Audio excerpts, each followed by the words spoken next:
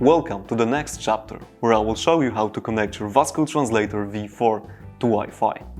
In order to ensure the best performance of your device, it's essential to keep its software up to date. You can only do so by connecting it to Wi-Fi. Let's move on to the device and do it step by step.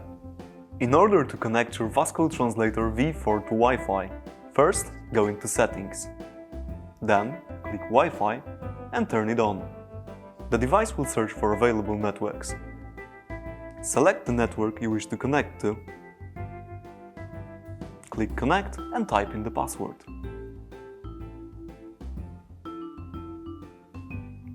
If you see the white Wi-Fi icon at the top of the screen, that means your Vasco Translator V4 is successfully connected to Wi-Fi. That's it for the part. Your Vasco Translator V4 has been connected to Wi-Fi. I invite you to the next part of our video tutorial, where you will learn about the next feature of the Vasco Translator V4. See ya!